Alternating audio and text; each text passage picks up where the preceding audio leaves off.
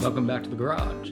I've been working on the Jeep, trying to get the idle to work right, and ran into an issue yesterday. Didn't record any of it, but let's go look over there. So yesterday, Dad and I were fiddling around on the Jeep a little bit. We swapped out the fuel filter. It had some sediment and just dirt in it. And we swapped out the PCV and this little 9-degree fitting here. This eliminated the vacuum leak. That's solved.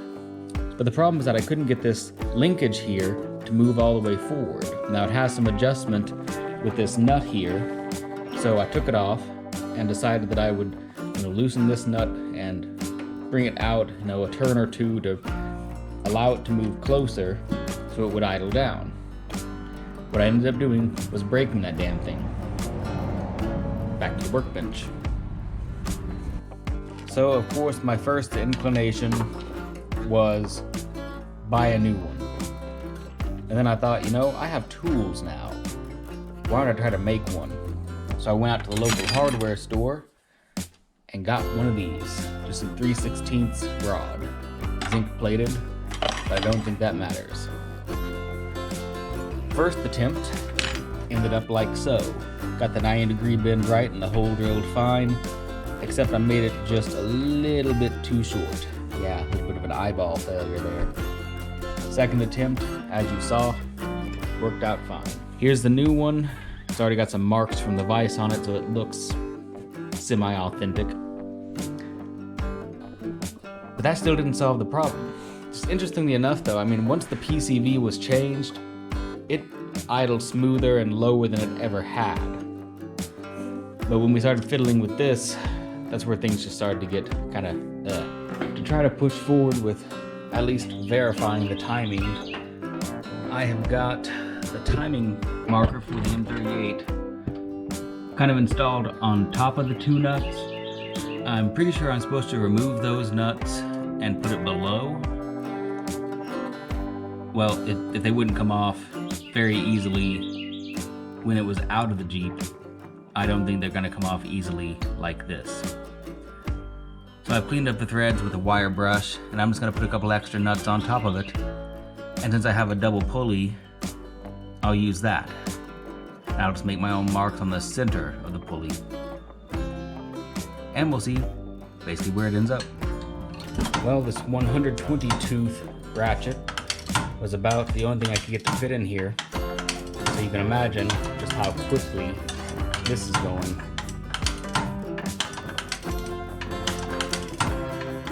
Not even a sixth of a turn at a time. Yeah. Alternator's back on. Belt is tensioned. Almost there. There we go. With all that out of the way, I guess let's see how it starts up this morning and how it runs.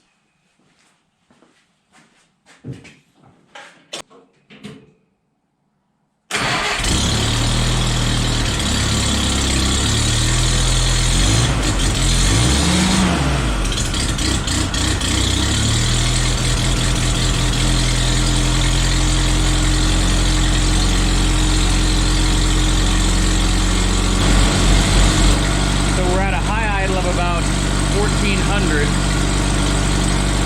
1450.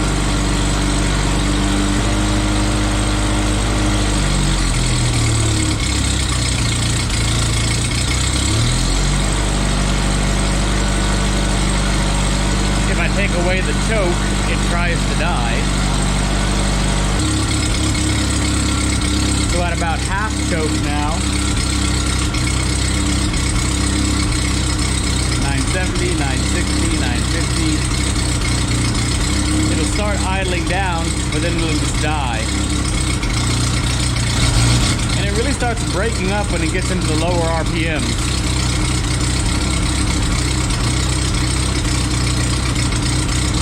It's really uneven. And it is quite possible that's due to the points and condenser that are 30 years old that I still haven't swapped out, but it runs enough, so they're good, right?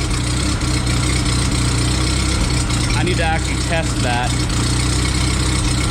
About 1/4, down to about 750, 800.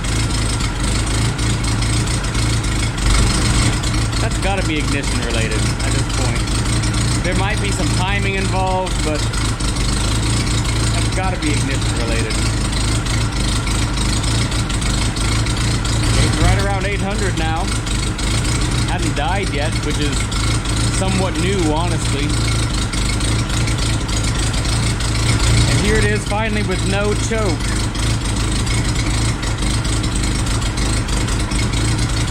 And here's the thing. After a while, it's actually idled itself back up. I fixed the vacuum leak, so why is it doing this? Yeah, this right here is what happens. It starts to finally idle itself down and it'll eventually just die.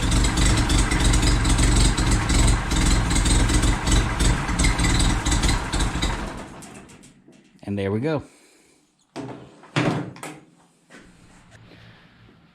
Well, I've been sitting here talking to a camera that I thought was on, but wasn't. Got the distributor open. Got the points and condenser out. At least the plate for it.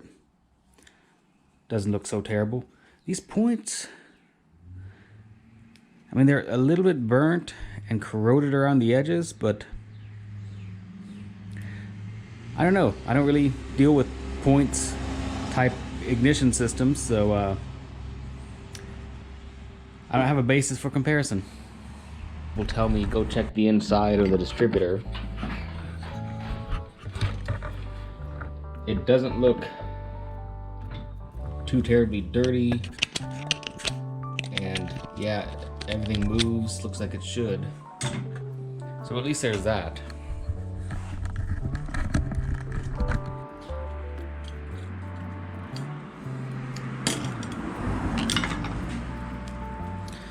There's the old points. Yeah, there actually is more corrosion on here than I thought.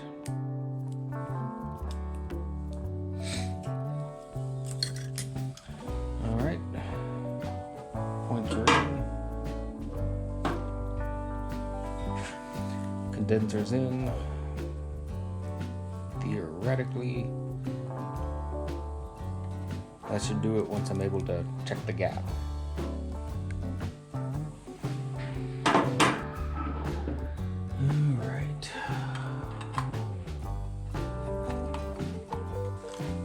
Alright, so even with the points not perfectly gapped, they're pretty close. Let's just fire it up and see what happens.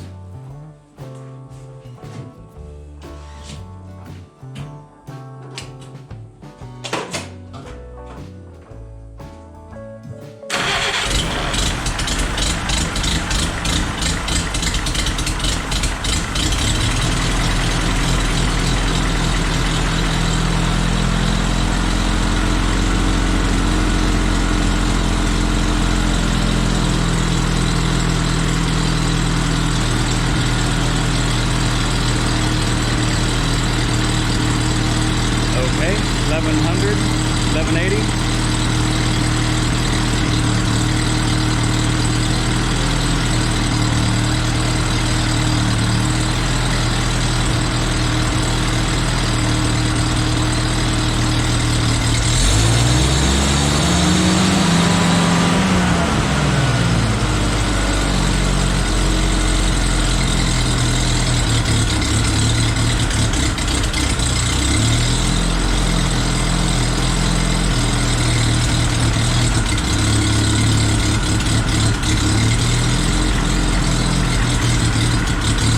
Same old, it only halfway runs on half choke.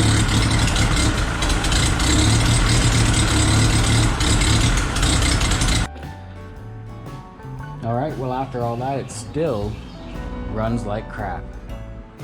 So I guess it's time to set it to top dead center and actually check the timing. So I've been fiddling with this thing for a while, just looking to see if there's anything obvious that's just out of sorts, you know.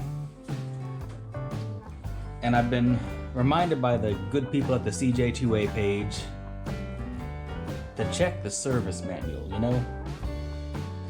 It's one of those things that goes back to IT work, you know, RTFM. Read the fine manual. Yeah.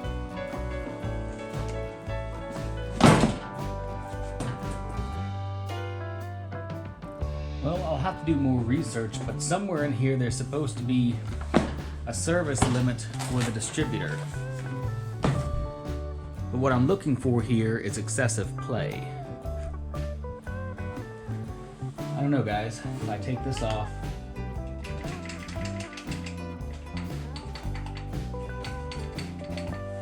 does that seem excessive? Yeah, get in here and check this out.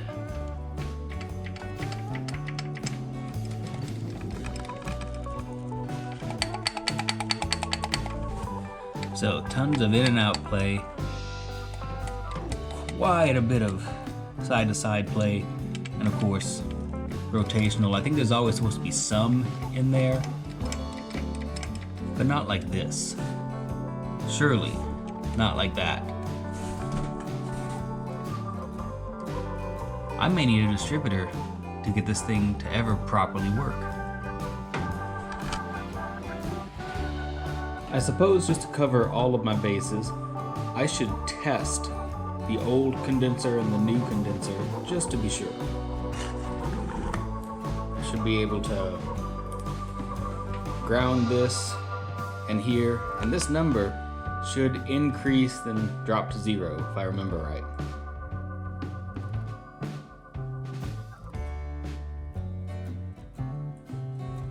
That appears to be working correctly. Alright, so the same test should be applied here.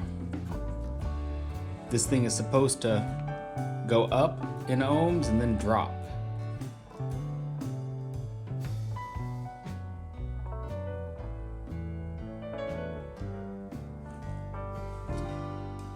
Alright, so it's going about half as high as this other one, and it's not dropping.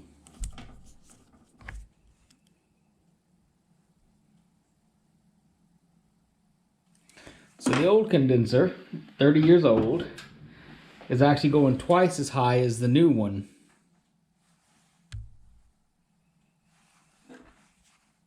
Brand new, right out of the box.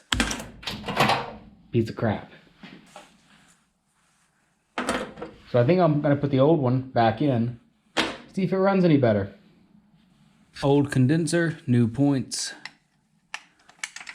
It's all back in there. Let's see if we can regain some of that lost ground. I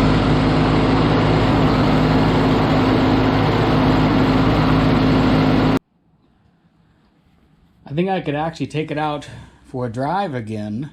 It's running better, but it's still not quite there. And I'm not quite sure what's up next. If you have any advice, let me know in the comments below. But I think next up is just straight up mechanical timing.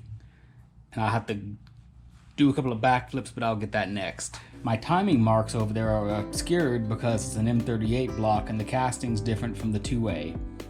So, we're going to use technology because I've got it.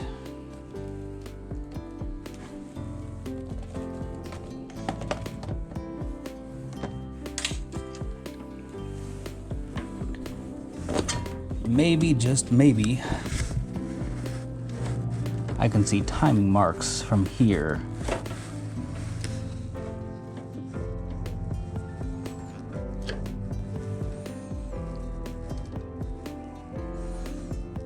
So basically, it'll be roughly in that area. Okay. This might actually work. All right, well, anyways, this is still kind of a Hail Mary about whether the timing marks are even gonna be there for me to see, because it's possible that I installed that flywheel 180 degrees out. Couldn't remember which way, and I basically had a 50-50 chance.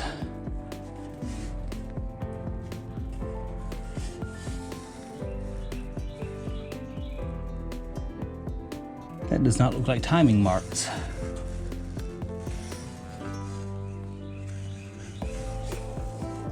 Oh, there's a mark, EC.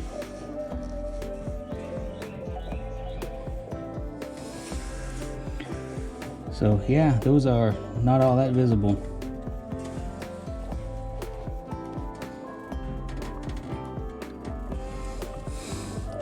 I bet there's no way that I'm gonna be able to make a visual lining up that line with those marks on the inside. Well, at least I'm able to see that it's roughly at top dead center. So now I can probably use the borescope here from the top.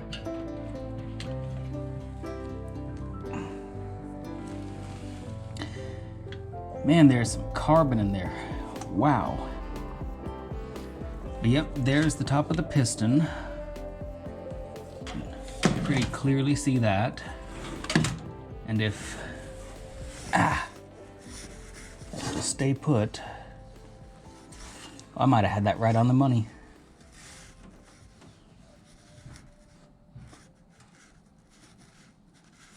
That right there, top dead center on cylinder 1. Yay, technology. Let's see if we can loosen up the alternator and nudge it out of the way.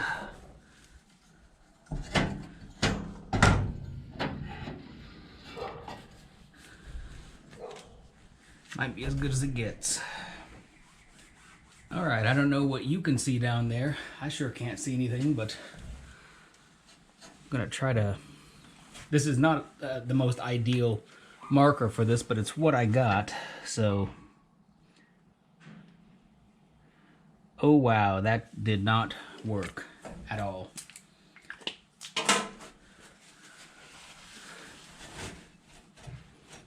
Well, the other one I got is yellow.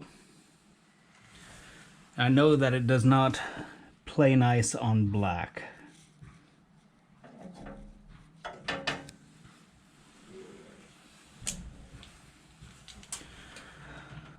That's actually a little bit ahead of where it needs to be,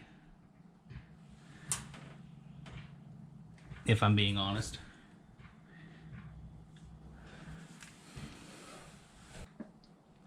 Not ideal, but it's a mark. So we'll let that dry and see what the timing light actually ends up showing. All right, I don't know how much you're gonna be able to see from right there where you're at, but I've got the timing mark paint dry. The spark plugs are tightened back down, the wires are hooked back up, alternator's back in place. Let's fire it up and see what these DIY timing marks tell me. I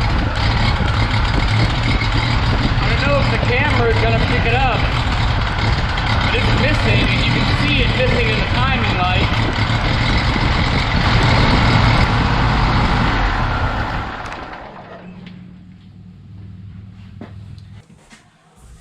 So let's review. New plugs, new wires, new cap, new rotor, old condenser, which was fine, new points, new coil. I thought that coil tested good, but I guess I need to quickly retest the coil and see if that's an issue. All right, I believe the spec on this guy, if I go between both sides, I should be getting somewhere between like 3.5 ohms from side to side.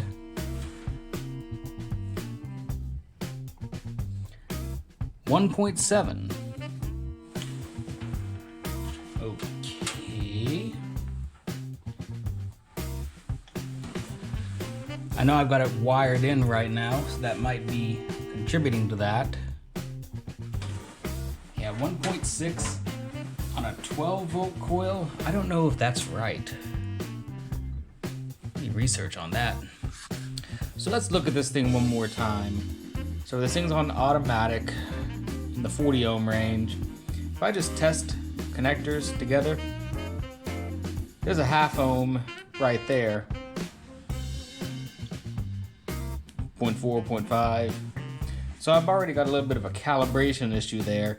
And of course I can't calibrate this thing, so that's just all over the place too.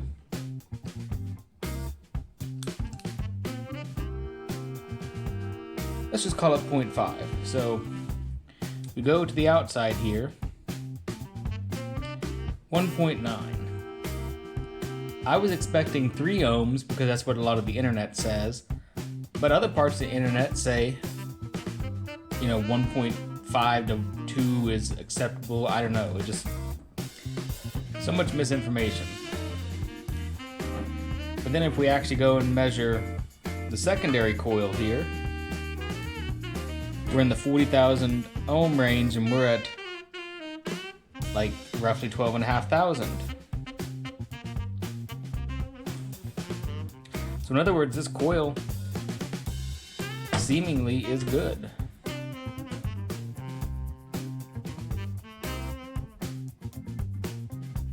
That's 12,700 ohms basically.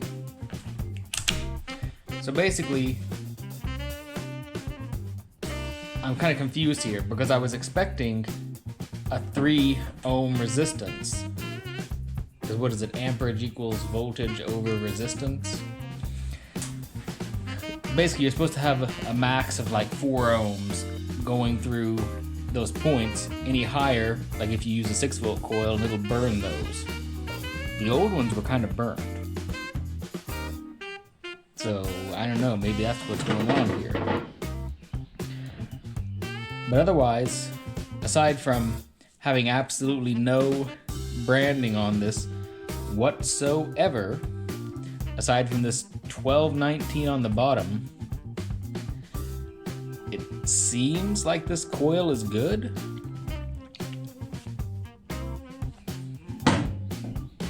So I guess we need to go on to the next thing. Well, at this point I have touched every single electrical component under the hood, tightened it up just to make sure, including grounds. So I'm gonna go start it up and see if that made any change.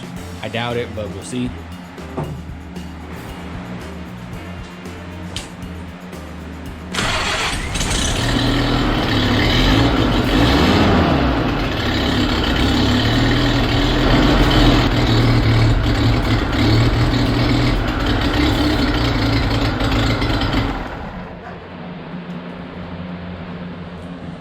No difference.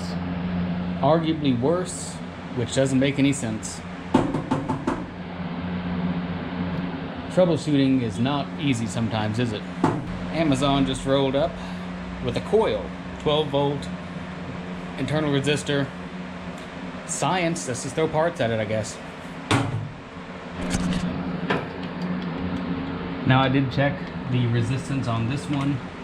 It does have like 3,000 ohms resistance between the primaries, which is more in line with what I was expecting.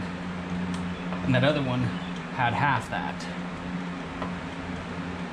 which is strange because we'd swear it was specifically ordered a 12 volt coil, but there's no markings or anything, so it's almost like that one was a 6 volt, which theoretically shouldn't have caused problems like this, but I'm at the point of just throwing parts at it and seeing what sticks because I'm about out of troubleshooting options. All right, different coil. Hopefully it doesn't blow up.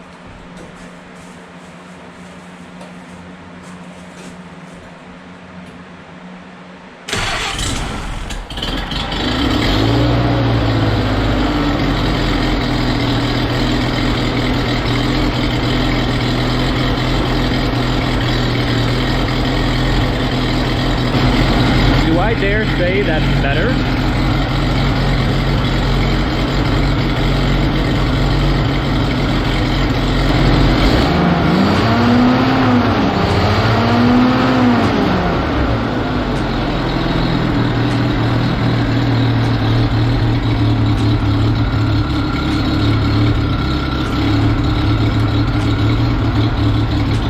That's actually giving me something.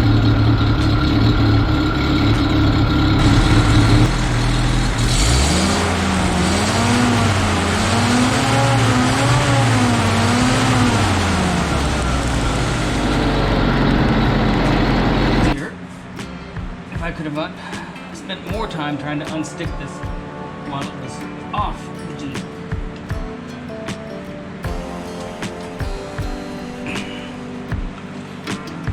Ain't gonna work.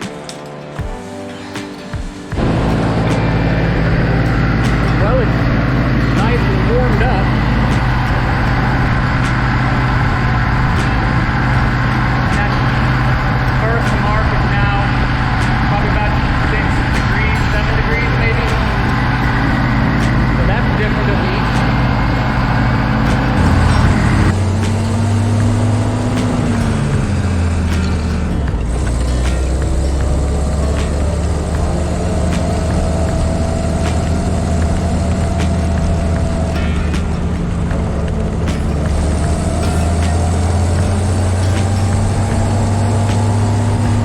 That's going to be it for this one. That was several days in my free time of troubleshooting probably the wrong way, just going from system to system, connection from connection, and we did actually diagnose a bad coil. So the next thing is timing. Like everyone's been telling me, timing. So I'm going to have to figure out what to do with this distributor. It is pretty well stuck in that block and it doesn't want to move. I have loosened it up, tried to spin it by hand. That was obviously not going to work. Tried a couple of tools. I've done everything non-destructively that I can to get this thing loose. I think I'm going to have to get a torch and really heat it up. So I'm going to have to be careful. But that's all a problem for future Bradley. So thanks again for watching. If you liked the video, found it informative, leave me a like, leave me a comment. It helps the channel grow and it really feeds the algorithm. So thanks again, and I'll see you all on the next one. Bye for now.